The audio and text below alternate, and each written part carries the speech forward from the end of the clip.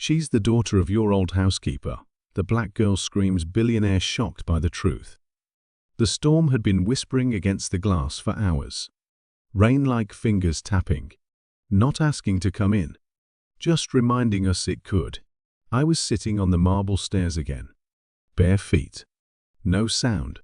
The house was too clean, too bright, like someone was trying to wash away something that wouldn't leave. He was in his study. Mr. Vale. The man who owned everything in this house, the paintings, the clocks, the air. He didn't know I was awake. He didn't know I could hear him talking through the door. Two voices, his and a woman's.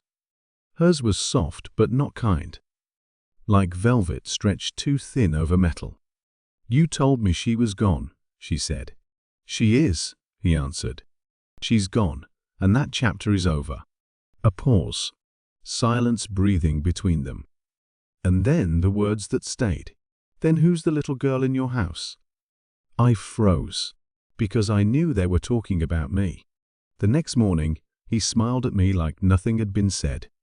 He always smiled like that, the kind of smile that doesn't reach the eyes, just stays trapped on the lips. Morning, kiddo. Did you sleep well? I nodded. He poured me juice. The glass was too heavy for my hands, but I held it anyway. He didn't know that I had heard everything. He didn't know that I remembered every word my mama ever said before she died, and that his name was in all of them. Mama used to clean this house. Her hands knew every crack in its walls, every stain under its shine. I was 6 when she stopped coming home. He said she left, said she ran away, said she was tired. But children hear things that adults don't mean to say. And children remember. That night, I watched him through the reflection of the window.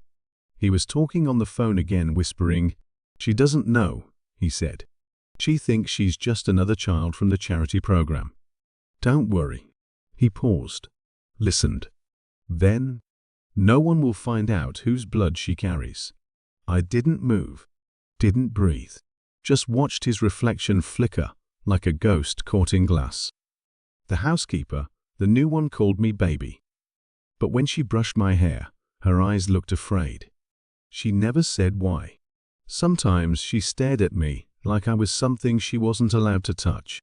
Days passed like slow knives. He grew quieter. I grew colder. He started locking his study, started hiding letters, started pretending he didn't notice me watching him from the hall. One evening, I saw him standing by the mirror in his room. A small box in his hand. Inside, a photograph. A woman. My mother. Younger. Smiling. And beside her, him. His arm around her waist. I remember the sound I made, a breath, sharp and small. He turned. "You shouldn't be in here." I wanted to speak, but my throat felt sewn shut. He came closer, knelt. "Your mother. She was special to me."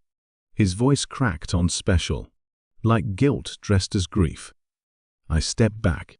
He reached out, not to touch, but to stop me from leaving. "I took care of you, didn't I? I gave you a home. You don't need to look for ghosts." But I already knew the ghost lived here. And he wore his name. That night, I found an old letter hidden under the drawer of my room. The edges yellow, folded too many times. It was written by her.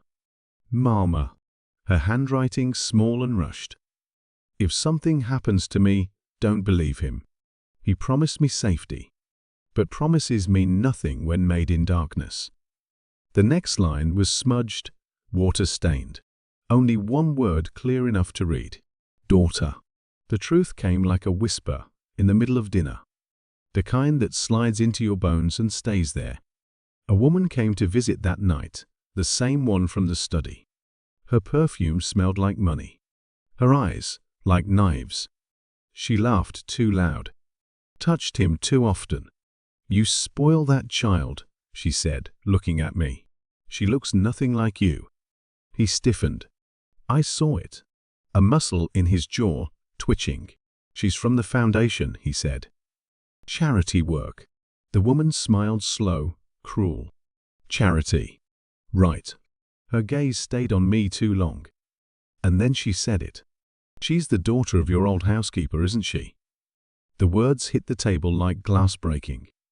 Silence. He froze. The air turned thick.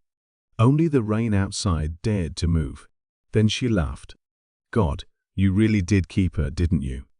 He slammed his hand on the table. The glass cracked. I didn't flinch, because I had known it all along. He came to my room that night. No lights.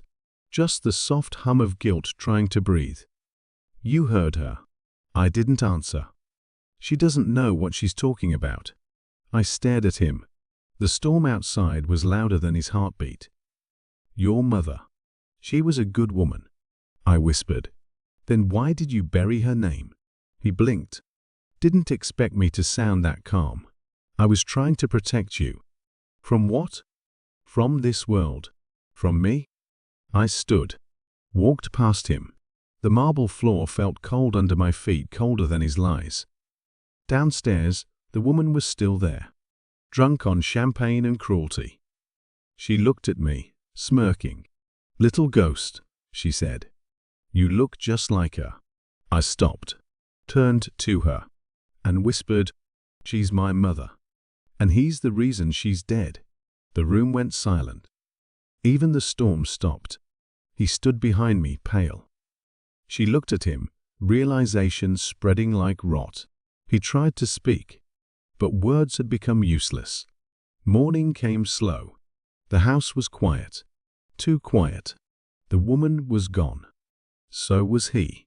I didn't ask where. Didn't care. I packed my small bag, the letter, the photograph, nothing else. Walked down the stairs that once echoed with her footsteps. Outside, the world smelled like rain and freedom. I looked back once, at the mansion that thought it could hide its sins behind glass. Whispered to no one, "You can clean a house, but not a soul." Then I walked away, bare feet against wet earth. A child no more. Just a memory learning how to breathe again.